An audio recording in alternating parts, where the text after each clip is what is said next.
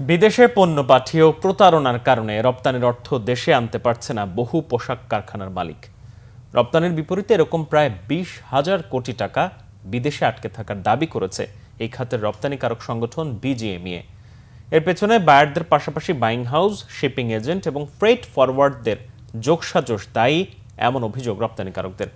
তবে রপ্তানির অর্থ দেশে আনতে ব্যর্থতার জন্য রপ্তানিকারকদের অবহেলা, অদক্ষতাকেই দায়ী করছেন অভিযুক্তরা। জিয়াউল হক সবুজের রিপোর্ট।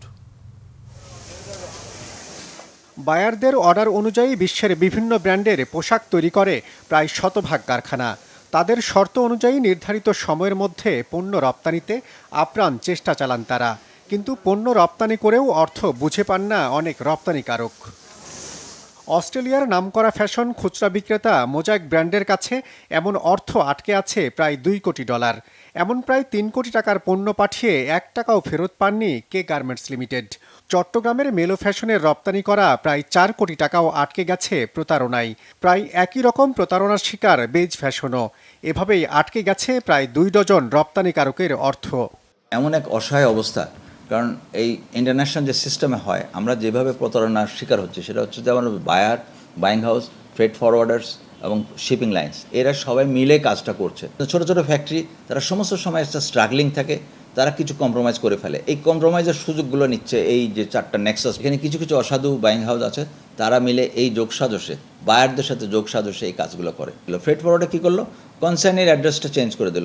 যে কনসার্নি যেটা নেবেন ওই কনসার্নি চেঞ্জ করে আরেকটা কনসার্নের নাম দিয়ে দিল, without the informing the original owner, তাকে না জানিয়ে, যেটা হচ্ছে টোটাল ভায়োলেশন। অ্যারাউন্ড 20,000 কোটি টাকা আমরা টাকাটা ফেরত পাইনি বাংলাদেশে, যে টাকাটা দেশে আসার কথা ছিল, দেশের সম্পদ। তবে রপ্তানির অর্থ আটকে যাওয়ার জন্য যাদের বিরুদ্ধে অভিযোগের তীর, সেই বাইং হাউস, শিপিং এজেন্ট এবং ফ্রেট ফরওয়ার্ডারদের দাবি, রপ্তানিকারকদের অভিযোগ পুরোপুরি সত্য নয়। ম্যাক্সিমাম যেগুলো আমি দেখেছি সেটা আসলে কোনো ফরওয়ার্ডার এখানে ইনভলভ ছিল না।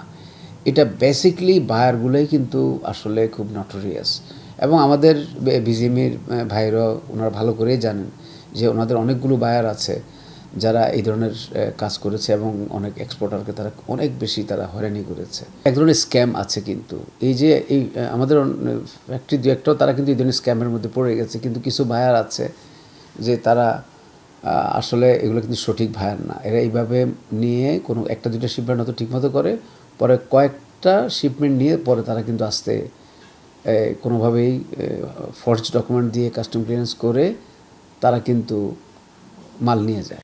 রপ্তানির অর্থ আটকে যাওয়ায় দেনার দায়ে উৎপাদন বন্ধ করতে বাধ্য হন অনেক কারখানা মালিক। তাই রপ্তানিতে অশনি সংকেত বন্ধে চিহ্নিত প্রতারক চক্র নির্মূলের তাগিদ রপ্তানিকারকদের। জিয়াউল হক সবুজ, বাংলা ভিশন, ঢাকা।